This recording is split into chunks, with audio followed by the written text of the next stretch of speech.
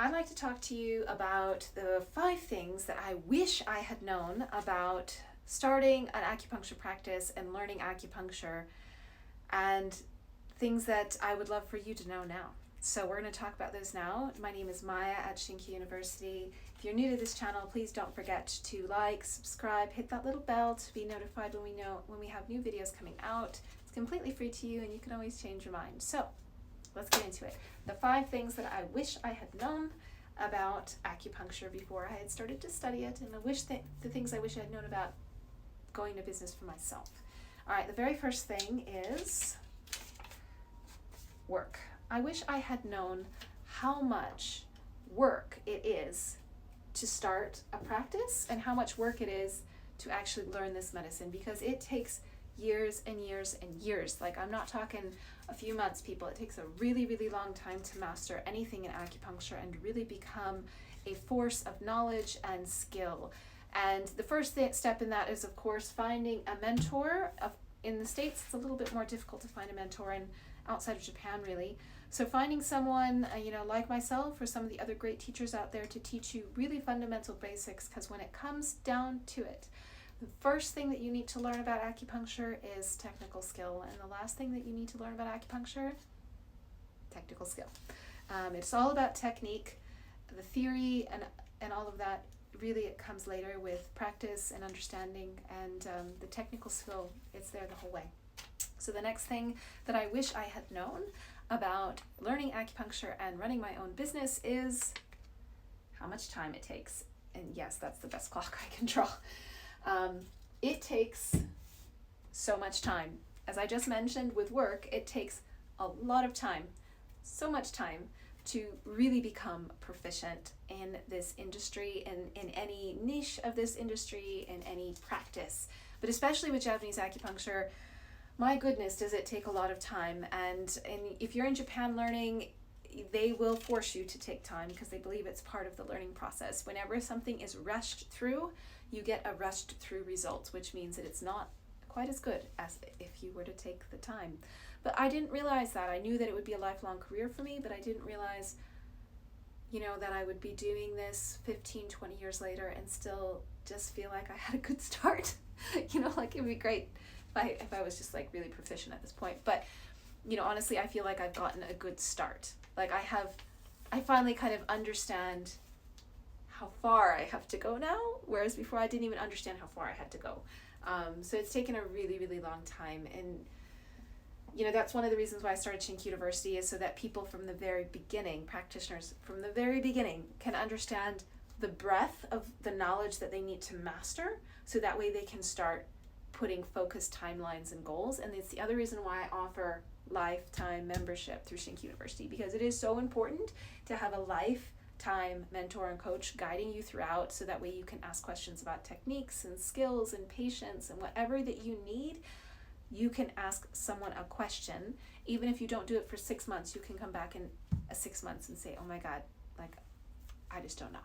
It's very important to put in the time and have someone else putting in the time with you. So the next thing I wish I had known was business skills. My goodness, this is a big one, people. Now, this is something that I do not and would never claim to teach or know enough to teach, because God knows that I need a business coach too. We all need someone to cheerlead us in the corner and push us in the right direction. But to really succeed as an acupuncturist, you really need to have amazing business skills. If you work under somebody else, it's possible to make a living, but to make a really good living, you need to have those business skills, people. So you need to have I would go out and get yourself a great business coach for doing this, social media coach.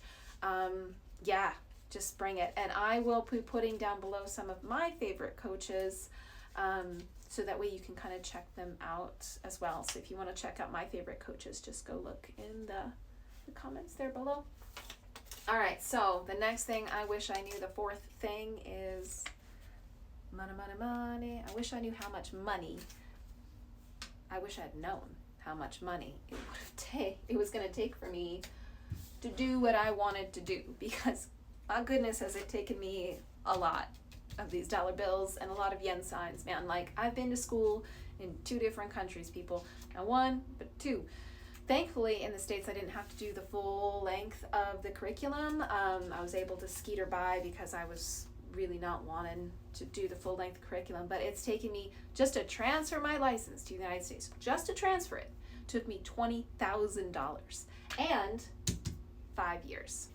Yeah, 5 full years. So that means, just like 5 years of not, like having to put in more paperwork, having to do more translation, having to go get this, having to go get that, having to go through more schooling, and that's just in the United States for my license.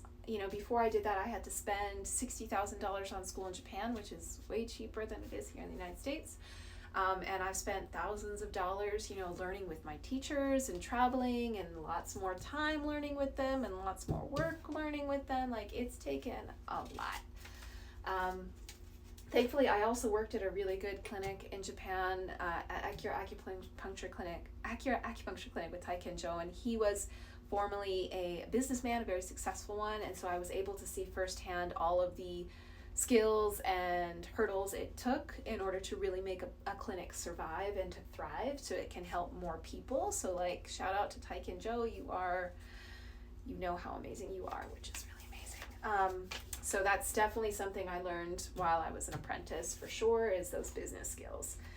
So the last thing, the 5th thing that I wish I would have known before I started doing all of this was mindset, money mindset, people. This one is big for me. I don't think I've talked yet on my channel about how big money mindset has been a barrier to my career. I have a really, really hard time taking money from people for helping them to feel better. It's been a really, really hard struggle for me, and I've always diminished how much I am worth to other people, because in the beginning it was like, well, I only have 10 years of experience, so I shouldn't even charge $20. And everyone around me was like, oh, no, honey, you're in the United States. You need to be charging a lot more than $20. But for me, it was a really huge hurdle to value my experience and my knowledge and my technical skill enough to say, like, no, I am worth this much because I can get you this result. And I know that's really, really hard for most of us in the medical field, because you shouldn't have to pay to feel good as a human being. I know I might be an outlier feeling that, but like, it's really big for me, and it's taken me a really long time, like it's my whole life, to be able to feel like I should charge money, and I still don't charge what I am worth. I don't think, I'm still not there, but it's taken me a really long time to be able to tell people and look them straight in the eye and be like, no, my treatment is worth this much money, and that is how much it is worth. This is also something that, of course, a really awesome business coach can help you walk through, but I think it's also a personal journey to really understand,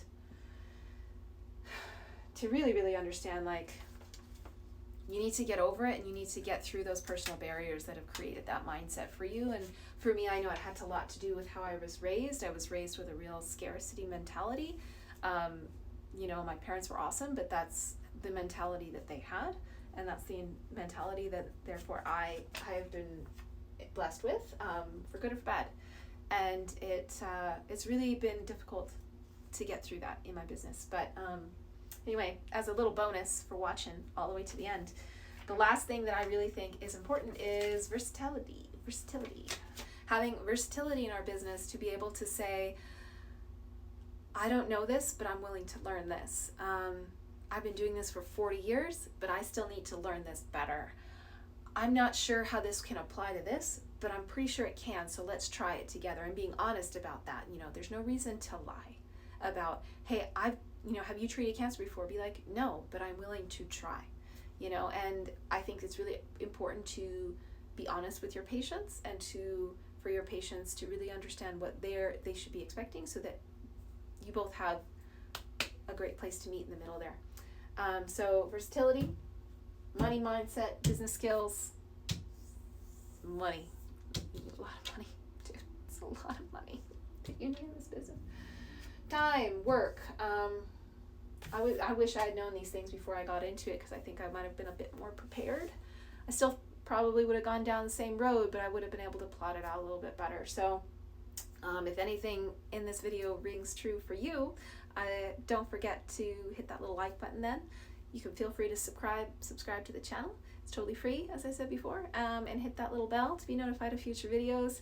If working with me to get a technical foundation and theoretical foundation Japanese acupuncture monk specialist sounds like the place that you want to be to become confident and competent in your practice, then don't forget to set up an interview below. I also have a freebie down there and also a free webinar, so feel free to click those links and get all signed up. All right, until next time, happy practicing.